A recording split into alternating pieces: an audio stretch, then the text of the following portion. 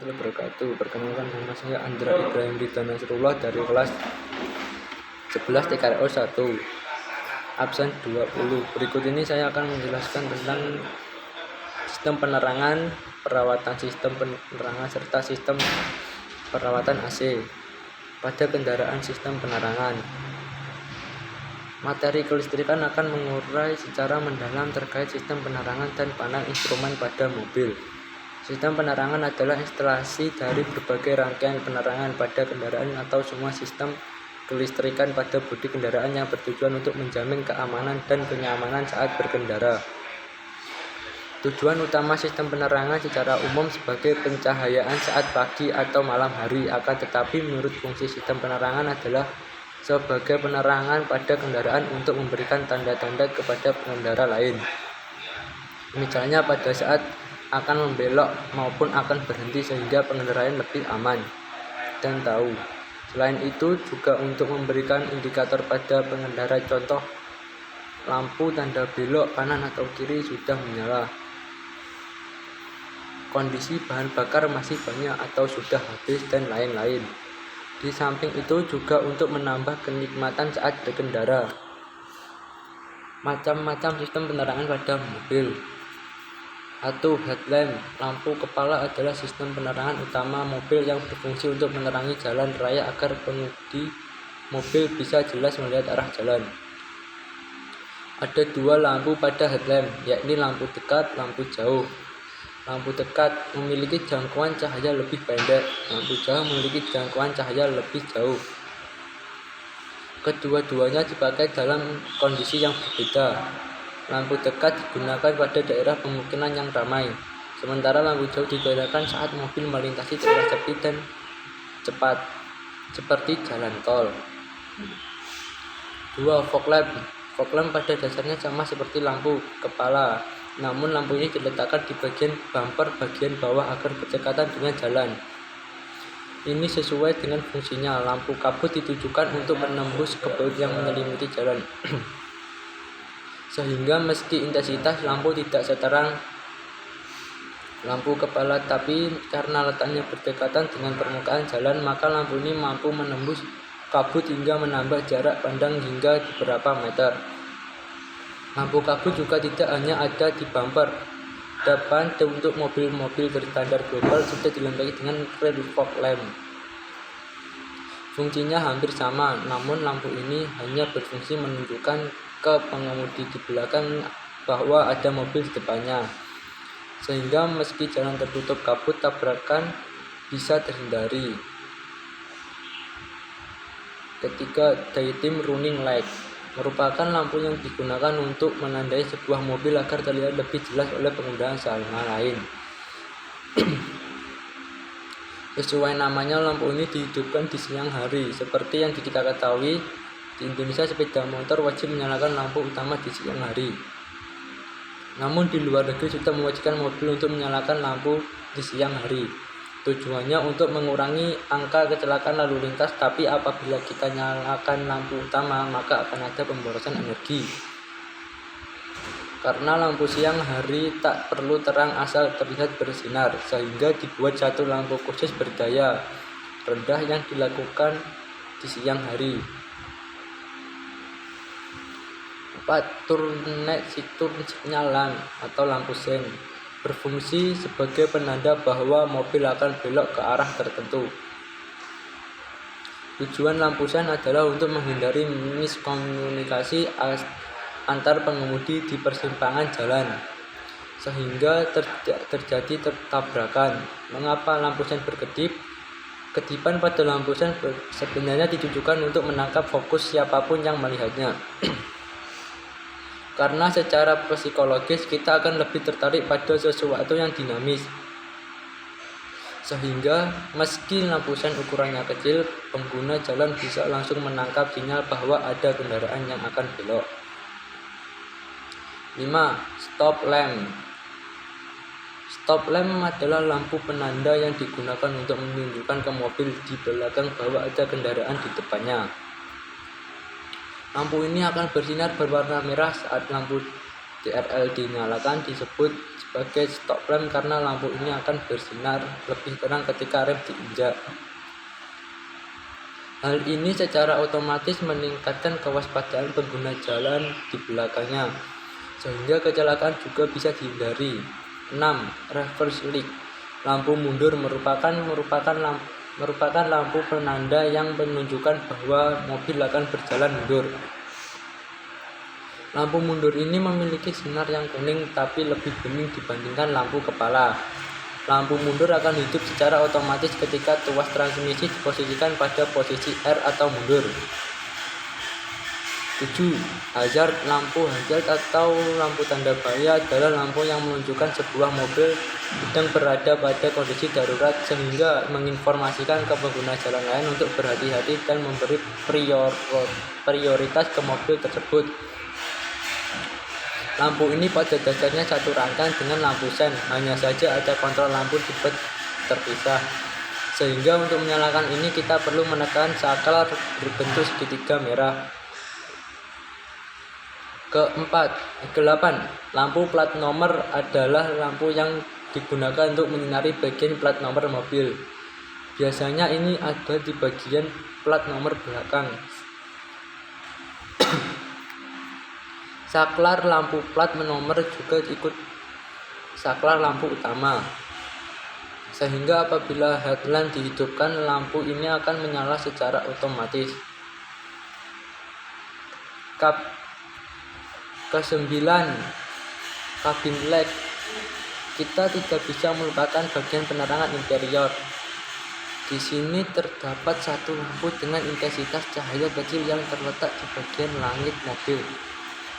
Fungsi utama lampu ini cuma untuk memberi pencahayaan ke pengemudi atau siapapun di dalam mobil saat malam hari. Namun lampu ini dibuat redup agar tidak menghalangi dan menyilaukan pandangan pengguna jalan di belakangnya. Komponen sistem penerangan mobil secara umum ada 4 komponen pada sistem penerangan, yaitu sumber arus, saklar, wiring, dan beban. Apabila dikupas semuanya, setidaknya ada 7 komponen yang terdiri dari baterai, berfungsi sebagai sumber arus searah DC. Pada sistem kelistrikan otomotif, umumnya baterai yang digunakan sebagai sumber tenaga pada sistem kelistrikan otomotif mempunyai tegangan 12 volt dan kapasitasnya berkisar 40 Ah. Saklar merupakan alat dalam instalasi listrik yang berfungsi untuk memutus dan menyambungkan arus listrik. Ketika saklar terbuka, maka arus yang mengalir ke rangkaian atau mungkin yang mengarah ke output akan terputus. Sementara saklar tertutup, maka rangkaian terhubung dan arus pun mengalir.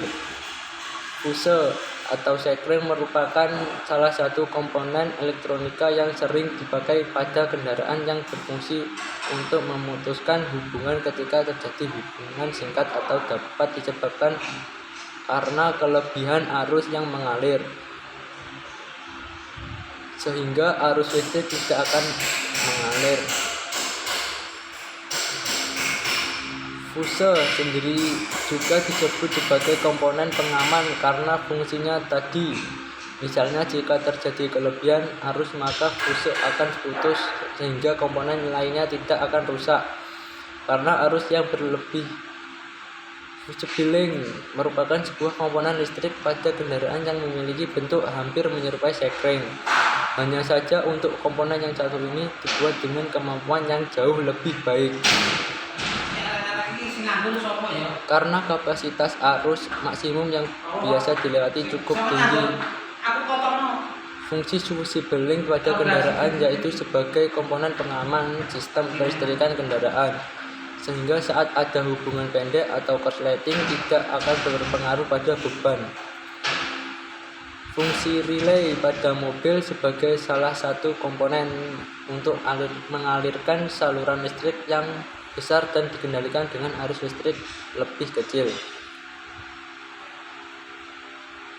Fungsi relay mobil membuat lampu menyala lebih terang.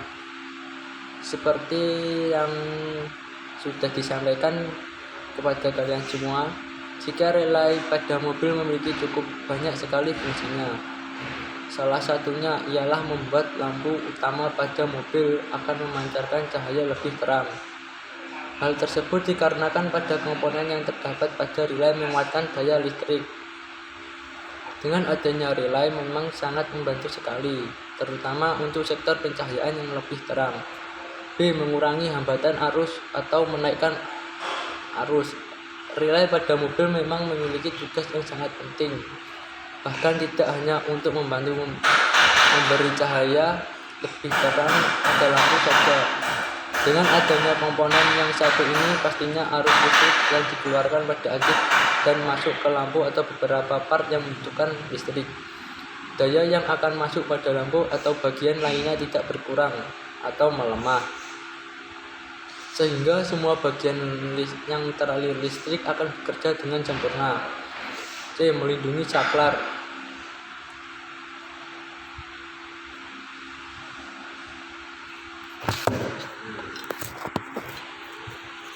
Sudah kami sampaikan kepada kalian semuanya, jika fungsi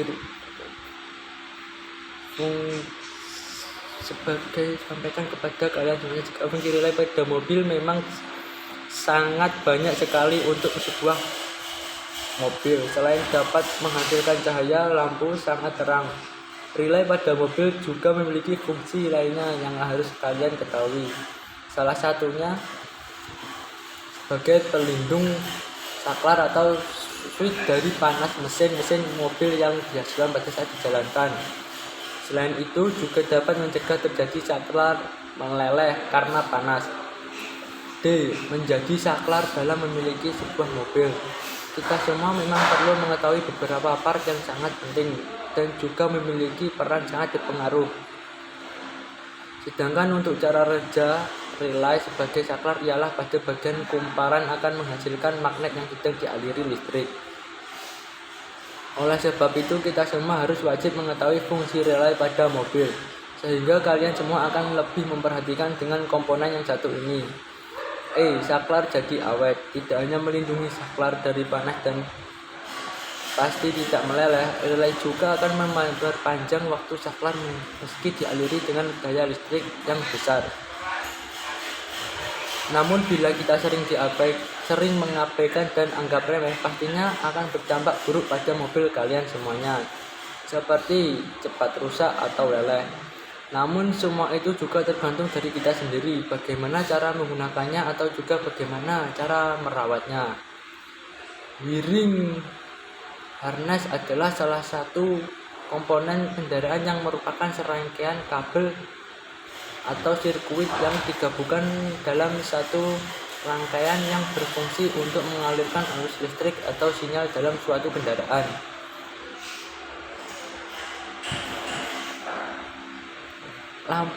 Fungsi lampu mobil sangatlah banyak. Salah satu kelengkapan yang mesti ada pada mobilmu adalah lampu. Dengan adanya lampu, kamu bisa lebih aman dalam berkendara.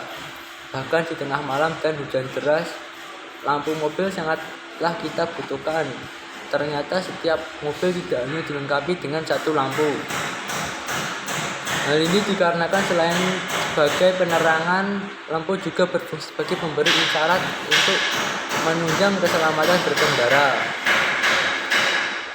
Berikutnya, cara perawatan komponen serta sistem penerangan. Merawat sistem kelistrikan mobil. Mobil memiliki komponen-komponen yang saling berhubungan satu dengan yang lain. Bukan hanya mesin, merawat sistem kelistrikan mobil merupakan cara jitu untuk menjaga pengendaraan tetap maksimal.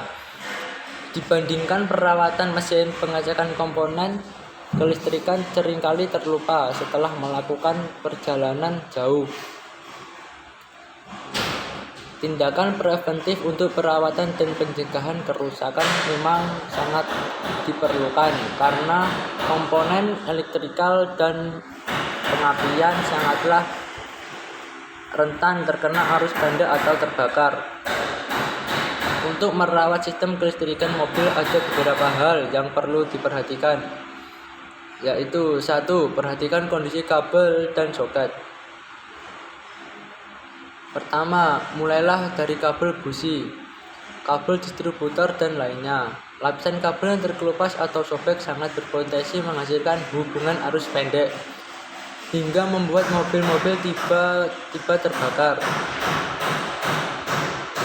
Sementara kondisi soket yang kotor atau longgar akan mengganggu kerja pengapian. Bersihkan soket distributor jika terlihat kotor dengan cairan penetran agar tidak ada penumpukan karat. Setelah itu, jangan lupa untuk mengencangkan soket distributornya untuk mencegah potensi loncatan bunga api yang bisa menyulut api. 2. Hindari kebocoran cairan. Kebocoran cairan pelumas atau oli biasa langsung mempengaruhi sistem kelistrikan. Jaga komponen pengapian agar terhindar dari rembesan pelumas dan cairan lain karena akan menimbulkan korosif dan korsleting.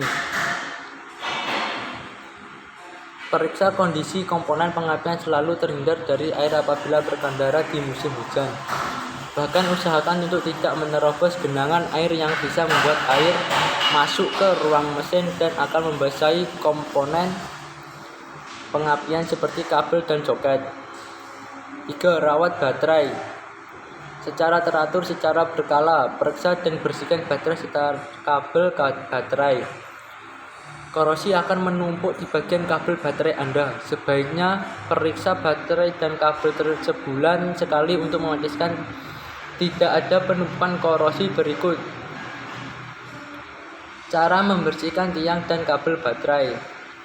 Lepaskan kabel baterai dari tiang baterai. Bersihkan tiang dan ujung kabel menggunakan cairan dan sikat kawat. Bilas kabel baterai dan bersihkan dari air. Pastikan kabel bebas dari air ketika akan dipasang kembali. Hubungkan kembali kabel baterai dengan sisi positif. Untuk menghindari korosi dan penurunan kemampuan baterai, lakukan perawatan berkala. Selain itu, jika baterai mobil Anda mendekati usia 4 hingga 5 tahun, baiknya diperiksa untuk mengetahui apakah baterai harus diganti atau tidak. Masa umur baterai biasanya hanya bertahan 4-5 tahun. Bahkan bisa lebih panjang apabila perawatan baterai tidak sempurna. 4. Perhatikan modifikasi kelistrikan.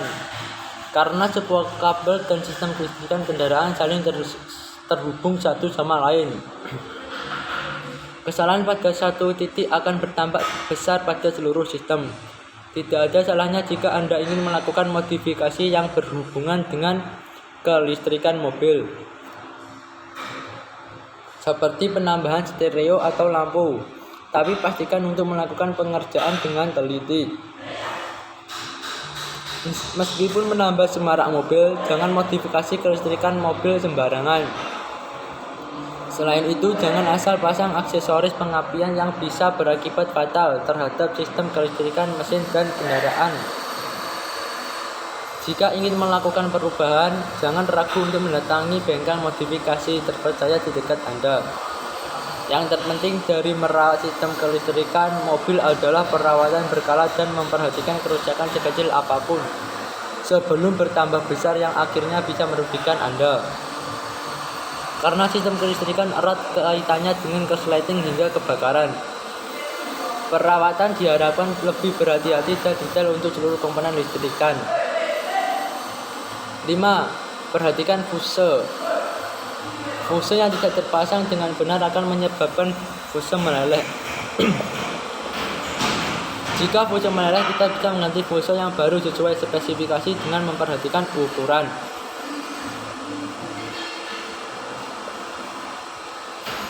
6. Perhatikan kondisi relay. Apabila terjadi kondisi lampu redup, kemungkinan bisa terjadi karena relay mengalami kerusakan. Cara perbaikannya bisa dilakukan dengan cara mengganti dengan relay yang baru. Setelah ini saya akan menjelaskan tentang air conditioner beserta komponennya serta perawatan sistem AC. AC merupakan suatu sistem yang ada pada kendaraan atau mobil yang memiliki peran untuk membuat temperatur atau suhu di dalam mobil tersebut menjadi sejuk. Sejuk di sini dapat diartikan dengan dingin, nyaman, dan enak, dan lain sebagainya. Ketika di siang hari yang mana pada umumnya suhu di dalam mobil akan terasa lebih panas, maka dengan menghidupkan AC ini udara yang suhunya panas menjadi dingin.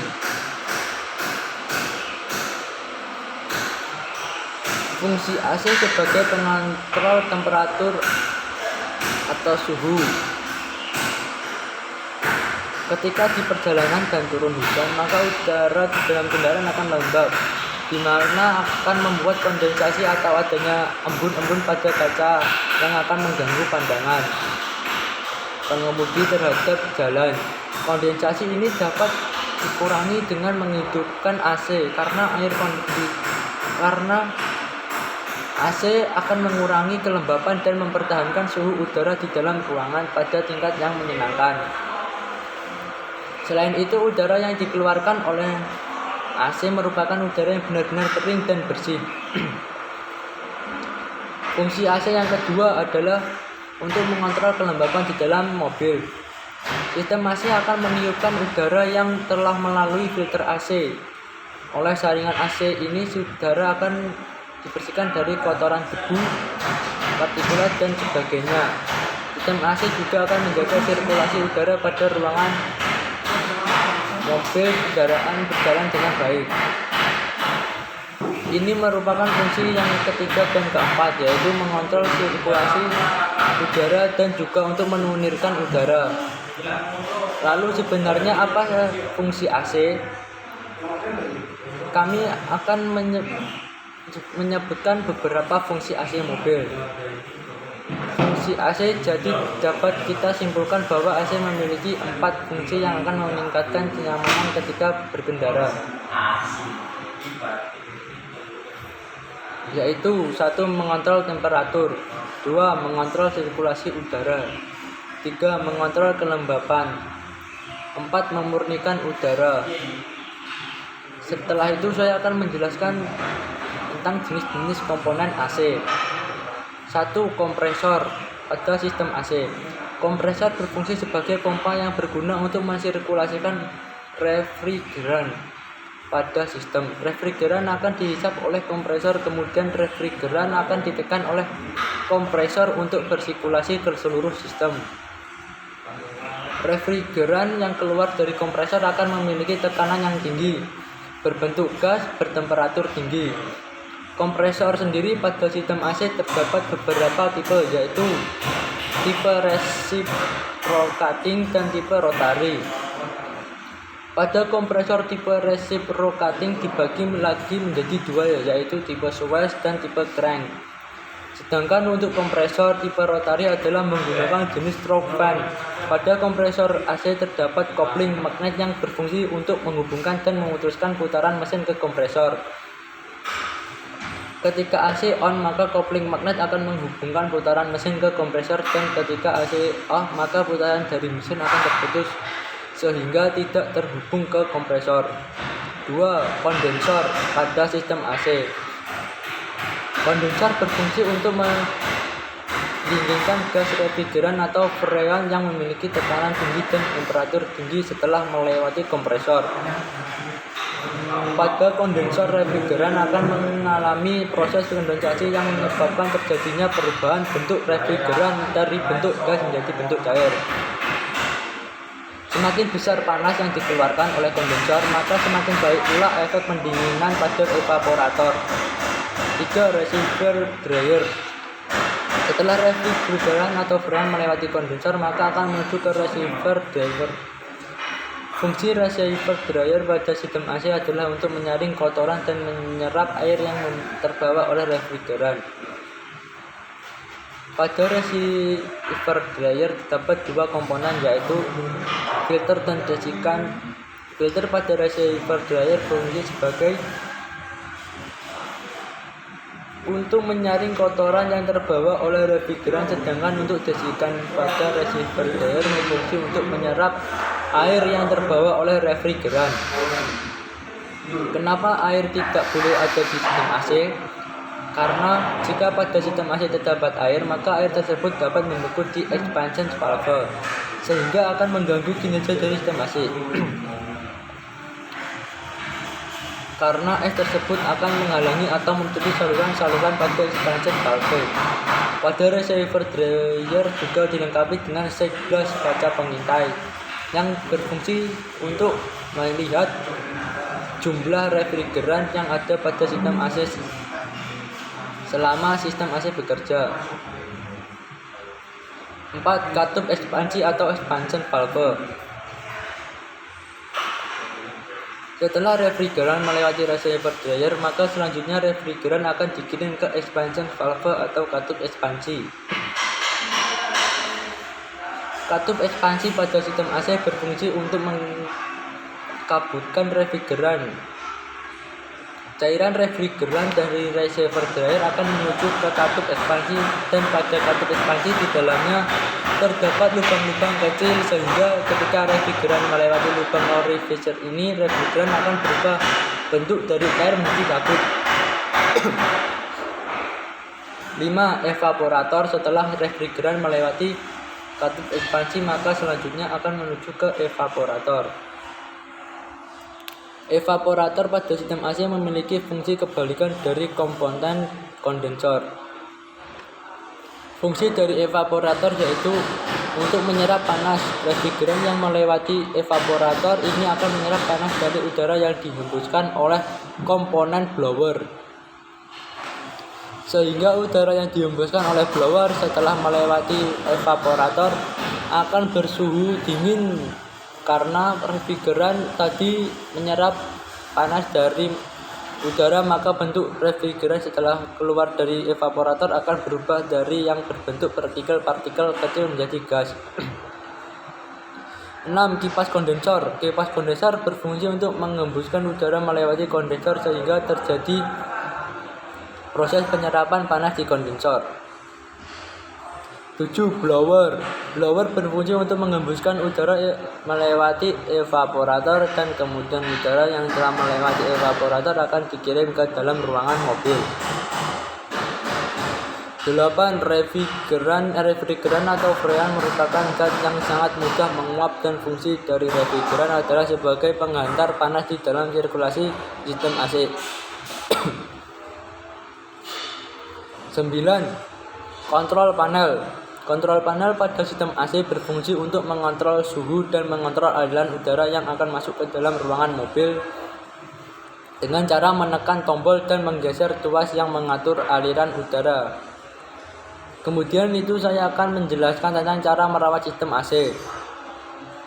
1. Kebersihan kabin mobil. Tentunya sebagai pemilik mobil wajib menjaga kebersihan interior atau kabin mobil. Kabin kotor dan berdebu dapat tersirkulasi masuk ke filter AC, sehingga mengganggu kinerjanya. Ketika kinerjanya terganggu, suhu kabin akan sulit dingin. 2. Hindari buka jendela.